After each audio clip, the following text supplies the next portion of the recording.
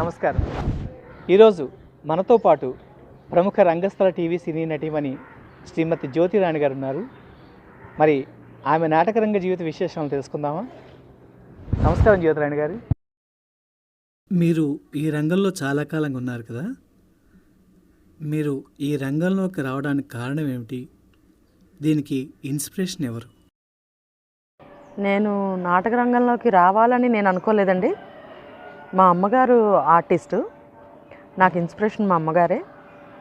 అనుకోకుండా నేను రావడం జరిగింది. మా అమ్మగారు కన్యాశుల్కం నాటకం చేస్తున్నప్పుడు అందులో పూటకుళ్ళమ్మ వేషం కోసం ఆ టీం డైరెక్టర్ గారు వేరే ఎవరినో తీసుకొచ్చి ప్రాక్టీస్ చేయిస్తుంటే కుదరట్లేదు, సరిగా ఎవరు చేయట్లేదు అంటే అందులో మధురవాణి క్యారెక్టర్ వేసిన ఆవిడ జయలలిత గారని ఆవిడ అన్నారు, రాఘవ నీ కూతురు ఉంది కదా, ఒకసారి తీసుకొస్తే ప్రయత్నిద్దాము, ఎలా ఉంటుందో చూద్దాము అంటే, చిన్నపిల్ల దానికి ఏం తెలుసు, అది చేయడం యాక్టింగ్ అది రాదు కదా అని మా అమ్మగారు అన్నారు.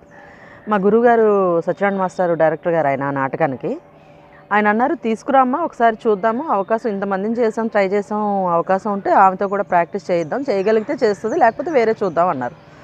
సో ఆ విధంగా నేను నాటక రంగంలోకి ప్రవేశించడం జరిగింది. మీరు ఎన్నో ఏటా ఈ రంగంలోకి వచ్చారు? 13వ సంవత్సరం. అయితే అప్పటి నుంచి ఇప్పటి వరకు నాటకాలు ఆడుతూనే ఉన్నారు. అవును. మరి టీవీ రంగానికి ఎలా వెళ్ళారు? అంటే ఈ స్టేజ్ పరంగానండి. నేను ఈ పరిషత్తులు అవి వేయడం చూసి డైరెక్టర్స్ రవీంద్ర భారతిలో అవి ప్రోగ్రామ్స్ అయినప్పుడు చూడటానికి వచ్చేవాళ్ళు. వాళ్ళు చూసి ఆ విధంగా చూసి సెలెక్ట్ చేసుకొని ఇలాగే ఇంటర్వ్యూకి పిలిచి సెలెక్ట్ చేసేవారు సీరియల్స్కి వాటికి. మీ నేటివ్ ప్లేస్ అండి? విజయనగరం. మీరు నాటక రంగంలో గుర్తించబడడానికి ఎంత టైం పట్టింది? గుర్తించబడడానికి కొంచెం టైం పట్టింది, బాగానే పట్టింది. కానీ కొంచెం తొందరగానే పికప్ అయ్యాను అని అందరూ కొంచెం బాగానే గుర్తించారు. కానీ నాకంటూ ఒక పేరు రావడానికి మాత్రం కొంచెం బాగా టైం పట్టింది. సో ఏదైనా ఒక గుర్తింపు రావాలంటే దానికి కొంత సమయం పడుతుంది, ఓపిక కావాలి, దానికి మన శ్రమ కూడా ఉండాలి. మీరు దాదాపుగా ఎన్ని క్యారెక్టర్స్ చేస్తుంటారు? చేశానండి, ఒక 500-600కి పైగానే చేశాను. ఇప్పటి వరకు మీరు ఎన్ని ప్రదర్శనలు ఇచ్చుంటారు? అంటే నేను పరిషత్తులు స్టార్ట్ అయింది తర్వాత నుంచి కొంచెం బాగానే ఉంది. అంతకుముందు కమర్షియల్ ప్రోగ్రామ్స్ అవి చేసేదాన్ని. వాటితో కలిపితే మ్యాక్సిమం ఎలా లేదన్నా ఒక 3000 వరకు అయ్యాయి అన్నీ, పరిషత్తులు, సోషల్ ఇవి అన్నీ. మరి మా ప్రేక్షకుల కోసం మీకు నచ్చిన ఓ మంచి డైలాగ్ చెప్పగలరా? నచ్చిన డైలాగు అంటే విలనా, ట్రాజిడియా, ఎట్లా? మీకు నచ్చిన డైలాగ్ ఏదైనా? నాకు బాగా నచ్చిన డైలాగ్ అండి, అంటే అన్ని నాటకాల్లో నాకు నచ్చిన డైలాగ్స్ చాలానే ఉంటాయి. నాకు బాగా ఎక్కువగా ఇష్టమైన డైలాగు ఒక నాటికలో ఉంది. ఆ నాటికలో డైలాగ్ ఒకటి చెప్తాను. అంటే ఒక క్యారెక్టరు ఒక డబ్బు కోసం బంధాలని కొనుక్కోవచ్చు అని ఒక ఆయన డబ్బుతో ఏదైనా కొనొచ్చు అని అనుకొని, అలాగే బంధాలు కూడా కొనొచ్చు అని ఆయన ఒకరితో ఛాలెంజ్ చేసి ఒక క్యారెక్టర్ దగ్గరికి వచ్చి, అట్లా మా వైఫ్ అండ్ హస్బెండ్ని కూడా బంధాలు కొనుక్కోవడానికి ట్రై చేసి డబ్బులు ఇస్తాడనమాట. ఆ డబ్బులు ఇచ్చిన తర్వాత మేము కూడా డబ్బు కోసమే కదా, ఓకే భార్యాభర్తలుగా, యాక్చువల్గా మేము భార్యాభర్తలమే ఆ క్యారెక్టర్స్, కానీ ప్రేమగా ఉన్నట్టుగా ఉండాలి నా దగ్గర, అంటే డబ్బు కోసమే కదా, సరే అలాగే నటించడంలో తప్పే ఉందని ఓకే అని చెప్తాం. కానీ మాతో పాటు ఇంకో క్యారెక్టర్ని కూడా, మాకు మామయ్య క్యారెక్టర్ని తీసుకొచ్చి ఎంటర్ చేస్తారు. ఆయన కూడా ఒకానొక టైంలో పిల్లలు లేరు అన్న దీని మీద ఆయన కొంచెం సీరియస్ అవుతాడు. యాక్చువల్గా రియల్గా అప్పుడు ఫీల్ అవుతాం మేము, నిజమే కదా, ఇన్నాళ్ళు మనం డబ్బు కోసం నటించామే కానీ ప్రేమగా మన మధ్య ఎప్పుడు మాట్లాడుకోలేదు, ఎప్పుడు మన మధ్య ప్రేమగా ఉండలేదు అని రియల్గా అప్పుడు ఫీల్ అయ్యి దానికోసం బాధపడుతూ ఉంటే, ఆ డబ్బు ఇచ్చే ఆయన అంటాడనమాట, ఆ పిల్లలు పుట్టలేదన్న సందర్భంలో నా హస్బెండ్ క్యారెక్టర్కి ఒకరన్న మాట కోసం కోపం వచ్చి నన్ను కొట్టేసి వెళ్ళిపోతాడు. ఆ కొట్టేసి వెళ్ళిపోయినప్పుడు ఈ డబ్బు ఇచ్చిన ఆయన అంటాడు, ఎందుకమ్మా అట్లా రోజు తాపులు తినడం, శుభ్రంగా విడాకులు తీసుకొని హాయిగా బ్రతకచ్చు కదా అని చెప్పి ఆయన ఒక సజెషన్ ఇస్తాడు. ఆ ఇచ్చినప్పుడు చెప్పే డైలాగ్ అనమాట ఇది. విడాకులు తీసుకున్న వాళ్ళందరూ హాయిగా బతికెత్తున్నారంటావా బాబు? మాకు పెళ్ళయి 25 ఏళ్ళు అయింది. ఈ 25 ఏళ్లలో నా మొగుడు చేతిలో ఎన్నోసార్లు దెబ్బలు తిన్నాను నేను. ఆడు నన్ను కొట్టిన ప్రతిసారి ఆడికి దూరంగా పారిపోదాం అనిపించేది, కానీ ఎందుకు వెళ్ళలేదో తెలుసా? దీనికోసం, దీనికి గౌరవం ఇవ్వడం కోసం. నేనే కాదయ్యా, ఈ ప్రపంచంలో ప్రతి ఆడది దీనికి విలువనిచ్చి అన్ని ఆగడాల్ని భరితా ఉంటుంది. ఈ ఆగడాలు భరించడం ఎందుకు? దూరంగా వెళ్ళిపోయి బతకచ్చు కదా. ఈ ప్రశ్నకి జవాబు తెలుసుకోవాలనుకున్న ప్రతివాడు ఒక్క పాలి ఆడదాని జన్మెత్తాల. అప్పుడు కానీ తెలుసుకోలేడు. భరించడం ఆడదాని లక్షణం. మీలాగా చదువుకున్న వాళ్ళంతా ఆడది బానిస కాదు, మగోడి ఆగడాలు భరించాల్సిన పని లేదు అని జెండాలు ఒట్టుకుని రోడ్ల మీద తిరుగుతూ ఉంటారంట. కానీ వీళ్ళంతా ఆలోచించాల్సింది ఒక్కటే, మొగుడు పెళ్ళాల్లో ఎవరికి బానిసలు కారు. మొగుడు తప్పు చేస్తే పెళ్ళం మందలిస్తుంది, పెళ్ళం తప్పు చేస్తే మొగుడు మందలిస్తాడు. ఇది వాళ్ళిద్దరి మధ్య జరగాల్సిన విషయం. ఇట్ట వాళ్ళిద్దరే తెలుసుకోవాల్సిన విషయంలో మూడో మనిషి జోక్యం చేసుకుంటే ఆ సమస్య తీరదు సరికదా, ఇంకా పెద్దదవుద్ది. అయినా నా మొగుడు నన్ను కొడతాం మాత్రమే చూశారు మీరు. అలా కొట్టే మొగుడులో ఉన్న మనసును చూడలేదు మీరు. నా మొగుడు సెట్టోడేం కాదయ్యా, చాలా మంచోడు. నేనంటే పేనం వాడికి. పెళ్ళై 25 ఏళ్ళైనా నాకు పిల్లలు లేరు.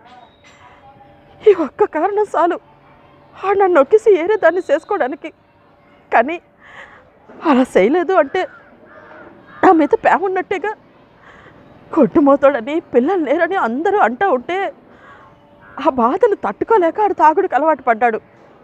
తాగినప్పుడే ఆడిక విషయం గుర్తొస్తుంది, బాధ వేస్తుంది.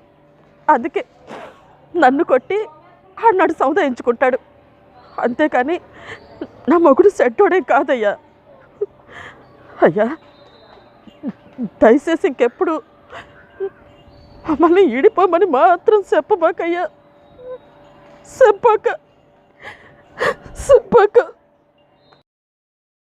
చాలా బాగా చెప్పారండి. ఆ డైలాగ్ వింటుంటే అసలు మీరు ఆ డైలాగ్ చెప్తున్నప్పుడు బాగా ఇన్వాల్వ్ అయినట్టున్నారు. ఎనీహో చాలా బాగా చెప్పారు. Thank you.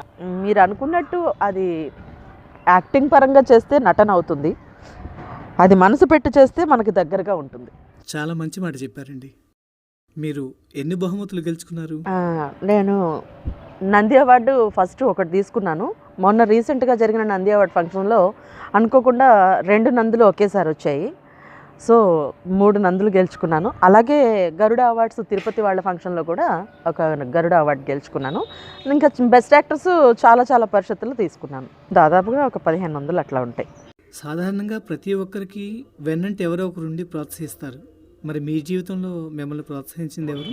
మా అమ్మగారు. ఓకే, ఇంకా ఎవరున్నారు? మా అమ్మగారు, ఇంకా నా గురువులు చాలామంది ఉన్నారు. మంచి ఆర్టిస్టు, నువ్వు బాగా ఇంట్రెస్ట్ చూపించి కష్టపడి చేస్తే మంచి భవిష్యత్తు ఉంది, బాగా చేస్తావు, అందరిలో మంచి పేరు ప్రఖ్యాతులు వస్తాయి అని చెప్పే గురువులు కూడా చాలామంది ఉన్నారు. అలాగే మా వారు కూడా. మీ వారి పేరు? ప్రసాద్. సాధారణంగా మన ఆర్టిస్టులో ఇది నా హోమ్ టీమ్ అని చెప్పుకునే వాళ్ళు చాలామంది ఉన్నారు. సో అట్లా హోమ్ టీమ్ అనేది మీకు ఏమైనా ఉందా? అన్ని టీంలు హోమ్ టీంలేనండి మనకి. ఇది ఇలా ఉంది, అది అలా ఉంది, ఒక టీం ఇలా చూసారు, ఒక టీం అలా చూసారు అని చెప్పలేము. ఎందుకంటే మేము వర్క్ చేస్తున్నాము అంటే ఏదైనా అది మా ఓన్ టీమ్గానే భావించి చేస్తాం. ఎందుకంటే మాకు అన్నీ ఒకటే, అందరూ ఒకటే, అందరితోనే సమానంగా పనిచేయాలి. ఈరోజు ఏదో వాళ్ళు ₹1 ఎక్కువ ఇచ్చారని వాళ్ళకి ఎక్కువ చేసి వీళ్ళు తక్కువ ఇచ్చారు ఇలా చేయకూడదు అని అట్లా నేనైతే ఉండను. నేను అన్నీ నా ఓన్ టీమ్స్ అనుకునే చేస్తాను. ఈ పరిషత్ రంగంలోకి మీరు ఎప్పుడు వచ్చారు? మిమ్మల్ని పరిచయం చేసింది ఎవరు? నన్ను పరిషత్ రంగానికి ఫస్ట్ పరిచయం చేసింది కొండవలసి లక్ష్మణరావు గారండి. ఫస్ట్ రేపటి శత్రువు నాటికతో నన్ను ఇంట్రడ్యూస్ చేశారు పరిషత్ నాటకానికి. అంతకుముందు చాలా నాటకాలు చేశాను. అంటే అప్పుడు పరిషత్ కాదు, అప్పుడు పరిషత్తులు నాకు తెలీదు. అంతకుముందు నన్ను ఫస్ట్ పరిషత్తుకి ఎంటర్ చేసేది అప్పటికి నేను ఇంకా పరిషత్తులు అంటే ఎలా చేయాలి ఏంటి అనేది నాకు అప్పుడు అంతగా అవగాహన లేదు. ఫస్ట్ నన్ను ఆ పరిషత్ రంగానికి ఇంట్రడ్యూస్ చేసింది కేకేఎల్ స్వామి గారు. తపస్సు నాటికతో గరివిడి టీం నుంచి ఫస్ట్ నన్ను ఇంట్రడ్యూస్ చేశారు పరిషత్కి. ఆ తర్వాత కొండవలసి లక్ష్మణరావు గారు. మరి ఈ రంగంలో మీరు మర్చిపోలేని విశేషాలు ఏమైనా ఉన్నాయా?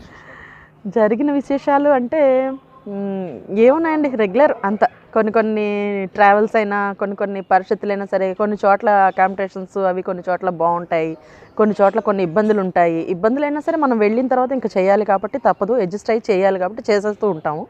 కానీ కొన్ని చోట్ల అనిపిస్తుంటుంది ఇక్కడైతే బాగుంది, అన్ని చోట్ల ఎలా ఉంటే బాగుంటుంది అని అనుకుంటాం. కానీ అన్ని చోట్ల అలా కుదరదుగా, వాళ్ళ ఇవి చూసుకోవాలిగా, అవకాశాన్ని బట్టి చూసుకోవాలిగా. ప్రతి ఒక్కళ్ళకి ఒక గోల్డెన్ పీరియడ్ ఉంటుంది. ఆ గోల్డెన్ పీరియడ్ మీకు ఎప్పటి నుంచి ఎప్పటి వరకు చెప్పగలరా? అది నాకు ఇయర్ డేట్స్ అయితే నాకు గుర్తులేదండి. కొంతవరకు నాకు బాగానే జరిగింది. ఇప్పుడు కూడా హ్యాపీ. బాగా లేదు అన్న పరిస్థితి అయితే ఏమి లేదు. నా బాబా దయ వల్ల ఇప్పటికీ నేను హ్యాపీగానే ఉన్నాను. ఎప్పటికీ నేను అలాగే ఉంటాను. మరి మీరు నాటక రంగానికి చెందినవారు కదా, టీవీ సినిమాల్లో నటించాలంటే కొన్ని ఇబ్బందులు ఉంటాయి, వాళ్ళు అవకాశాలు ఇవ్వరు అని అంటున్నారు కదా, మీరు ఎలా అవకాశాన్ని దక్కించుకోగలిగారు? అలాగే ఒకప్పుడు సినీ నటులందరూ కూడా రంగస్థలం నుంచి వెళ్ళినవారే, మరి ఇప్పుడు ఎందుకు ఆ ఇబ్బంది ఎదురవుతుంది? అంటే వాళ్ళు అక్కడ సీనియర్ ఆర్టిస్టులు టీవీ రంగంలో చాలామంది ఉన్నారు. అంటే టీవీకి సీనియర్ ఆర్టిస్ట్స్ స్టేజ్ నుంచి వెళ్ళేవాళ్ళు కాదు. స్టేజ్ నుంచి వెళ్ళేవాళ్ళు సినిమాలకి టీవీ సీరియల్స్కి ఉన్నారు. వాళ్ళు ఓకే, వాళ్ళు సీనియర్ ఆర్టిస్టులు. అలా కాకుండా ఇప్పుడు టీవీలో కొత్తగా వచ్చేవాళ్ళు, పెద్ద పెద్ద క్యారెక్టర్స్ అవి చేసేవాళ్ళు ఒక దాంట్లో కమిట్ అయ్యి చేసిన తర్వాత కంటిన్యూగా వాళ్ళు ఒక 4-5 వాటిల్లో అవే క్యారెక్టర్స్ లేదా వేరే క్యారెక్టర్స్ ఎవరైనా చేసినా వాళ్ళు పెద్దవాళ్ళు అయితే ఇంకా వాళ్ళు సీనియర్స్ అంటారు. ఆ సీనియర్స్ పక్కన మనలాంటి వాళ్ళని తీసుకెళ్ళి క్యారెక్టర్స్ వేస్తే ప్రాంప్టింగ్ లేకుండా ఎవరు డైలాగ్ చెప్పరు. ఫస్ట్ ఆఫ్ ఆల్ టీవీ సీరియల్స్లో మన స్టేజ్ వాళ్ళకి ప్రాంప్టింగ్ లేకుండా చెప్పడం మనకు అలవాటు. వాళ్ళు డైలాగ్ ఇచ్చి సీన్ పేపర్ చూసుకోండి అంటే మనం ప్రిపేర్ అయిపోతాం. మనం సీన్ పేపర్ చూసుకున్న తర్వాత డైలాగ్ ప్రాంప్టింగ్ లేకుండా చెప్పడం మనకు అలవాటు. మన పక్కన వేసే సీనియర్ క్యారెక్టర్స్కి వాళ్ళు ప్రాంప్టింగ్ అందుకుంటే కానీ డైలాగ్ చెప్పలేరు. ఆ చెప్పడం వల్ల మనం చెప్పడం, వాళ్ళు చెప్పడం, మనం చెప్పడం వల్ల ఆ గ్యాప్ మధ్యలో రావడం వల్ల వాళ్ళు కొంచెం ఫీల్ అవుతారు. ఎందుకంటే వాళ్ళు ఇప్పుడు డైలాగ్ టు డైలాగ్ వెంటనే చెప్పాలి అంటే ప్రాంప్టింగ్ అందుకుంటే కానీ డైలాగ్ చెప్పలేరు. మనం ప్రాంప్టింగ్ లేకుండా ఆ డైలాగ్ చెప్పే దాన్ని బట్టి గ్యాప్ తీసుకొని ఎక్స్ప్రెషన్ ఇచ్చి మనం ఆల్రెడీ చెప్తాం. వాళ్ళు అలా కాదు, మనం చెప్పిన డైలాగ్ వెంటనే వాళ్ళు చెప్పాలి అంటే అది అందుకుంటే కానీ చెప్పలేరు. దానివల్ల వాళ్ళు ఎక్కడ తక్కువైపోతారో అన్న ఫీలింగ్ వాళ్ళకు ఉంటుంది. కాబట్టి స్టేజ్ వాళ్ళు అంటే కొంచెం చిన్న చూపు వాళ్ళకి. అంటే సీనియర్ ఆర్టిస్టులు అంటే టీవీలో చేసే సీనియర్ ఆర్టిస్టులనే కాదు, ఏ సీనియర్ ఆర్టిస్టులు అయినా సరే మనం కూడా స్టేజ్ నుంచే వచ్చాం కదా అన్న సంగతి అక్కడికి వెళ్ళేసరికి కొంతమంది మర్చిపోతారు. ఎందుకో మరి కారణం నాకు తెలియదు. నేనైతే నాకు నా స్టేజే నాకు నా మదర్. ఎందుకంటే నాకు భిక్ష పెట్టింది నా స్టేజు, నా పుట్టినిల్లు నా స్టేజు. నేను ఈరోజు ఈ స్థానంలో ఉన్నానంటే నా స్టేజు. అందరూ నన్ను 10 సార్లు గుర్తిస్తున్నారు, 10 మందిలో నాకు ఒక గుర్తింపు వచ్చింది, కీర్తి వచ్చింది, పేరు వచ్చింది అంటే నా స్టేజు. కాబట్టి నా కన్న తల్లిని నేను ఎంత ప్రేమిస్తానో అలాగే నా స్టేజ్ని అంతే ప్రేమిస్తాను. నేను నా స్టేజ్ని వదులుకొని వెళ్ళలేను. అవకాశం ఉంటే తప్పకుండా చేస్తాను, సీరియల్స్ అయినా సినిమాలైనా. కానీ స్టేజ్ తర్వాతే. వాళ్ళు చెప్పిన డేట్స్కి స్టేజ్ ప్రోగ్రామ్స్ ఉంటే మాత్రం వదులుకొని వెళ్ళే ప్రసక్తి అయితే నా విషయంలో లేదు. ఎందుకంటే చాలామంది అలాగా ఈరోజు ప్రోగ్రామ్స్ ఒప్పుకున్న వాళ్ళు కూడా షూటింగ్స్ వస్తే మాత్రం మాకు షూటింగ్ ఉందండి వెళ్ళాలి అంటే వాళ్ళ ప్రాబ్లమ్స్ వాళ్ళకు ఉంటాయి. ఎందుకంటే మనలాగా కంటిన్యూగా వాళ్ళు స్టేజ్ చేస్తూ షూటింగ్స్ వస్తే మరి వాళ్ళు కూడా మానుకుంటారో లేదో నాకైతే తెలియదు. కానీ షూటింగ్సే కంటిన్యూగా చేస్తూ మధ్యలో ఏమైనా స్టేజ్ ప్రోగ్రామ్స్ వచ్చి చేయాలి అంటే ఓకే చెప్పిన తర్వాత షూటింగ్ డేట్స్ ఎలా ఉంటాయంటే మన ప్రోగ్రామ్ డేట్స్ ఒక 1 మంత్ 2 మంత్స్ బిఫోర్గా మనకు తెలుస్తాయి. ఎందుకంటే మన కాంపిటీషన్స్ ఎక్కడెక్కడ ఉంటాయో అన్నీ ముందుగా తెలుస్తాయి కాబట్టి మనకు చెప్తారు. షూటింగ్ డేట్స్ అలా కాదు, అందరి డేట్లు తీసుకొని చెప్పాలి. కాబట్టి రేపు షూటింగ్ ఉందనగా రాత్రి 11 o'clockకి అట్లా అందరి డేట్లు కలెక్ట్ చేసుకొని మేనేజర్ అప్పుడు చెప్తారు, రేపు షూటింగ్ ఉంది మేడం, మీకు అవకాశం ఉందా, వెహికల్ పంపిస్తాం రావాలి అని. ఓకే అని మనం వాళ్ళకి ఓకే చెప్తాం. ఇప్పుడు మన ఆర్టిస్టుల పరంగా మన స్టేజ్ ప్రోగ్రామ్ రేపు ఉన్న వాళ్ళు షూటింగ్ రేపు ఉంది అని చెప్తే మనం వెళ్ళలేం. ఎందుకంటే మనకు ఆల్రెడీ మనం ముందు కమిట్ అయ్యాం కాబట్టి. షూటింగ్ వాళ్ళు కూడా రేపు వేరే షూటింగ్ వాళ్ళకి డేట్ ఇచ్చి ఈ కంటిన్యూటీ చేస్తున్న క్యారెక్టర్ షూటింగ్ వాళ్ళు రేపు కావాలని డేట్ అడిగితే వాళ్ళని అడిగితే కానీ వీళ్ళు చెప్పలేరు కదా.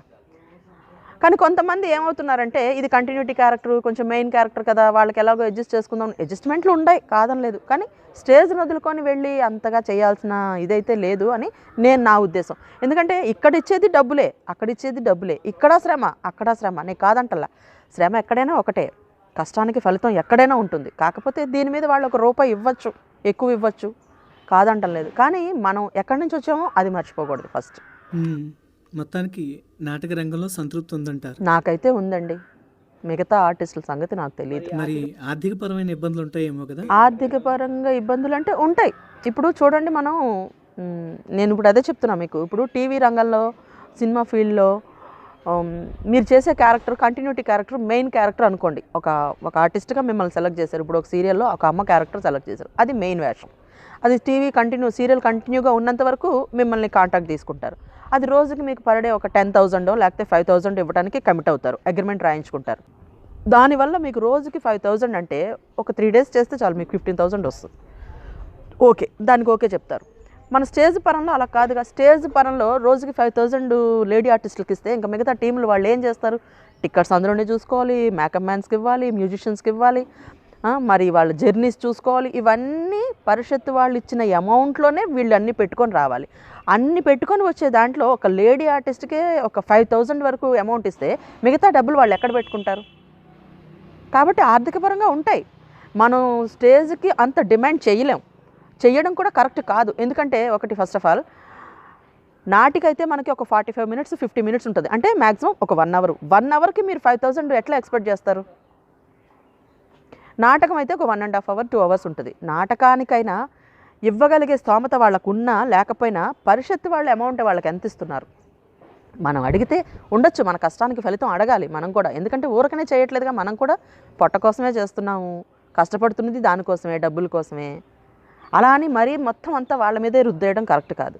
నేనేమంటానంటే నాటకానికి మ్యాక్సిమం ఒక 3,500 ఒక 4,000 వరకు అడగండి. నాటికి ఒక 2,500 2,000 వరకు అడగండి, నేను కాదంటలేదు. కానీ వాళ్ళకు కూడా ఇప్పుడు మనం బతకాలి అంటే సమాజాలు వాళ్ళు బతకాలి, వాళ్ళు బతికితేనే మనకి ప్రోగ్రామ్స్. మీకు ఎక్కడైనా కొంచెం అమౌంట్, ఇప్పుడు పరిషత్తులు మ్యాక్సిమం ఎలా లేదని ఒక 10,000 15,000 ఇస్తారు. మనం చెప్పేటప్పుడు చెప్తాం 10,000 ఇచ్చిన దగ్గర మీరు ఒక 2 అలా ఇచ్చినా పర్వాలేదు, 15,000 అలా వచ్చినప్పుడు కనీసం ఒక 2,500 అయినా ఇవ్వాలి.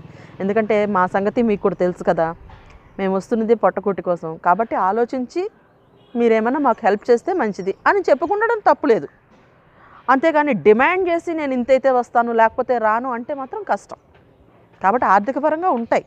మీరు మరిన్ని నాటకాలు చేయాలని, అలాగే టీవీ సినీ రంగాల్లో కూడా మరింత ఎత్తుకు ఎదగాలని కోరుకుంటూ సెలవు తీసుకుంటాను. నమస్తే. Thank you. నమస్తే.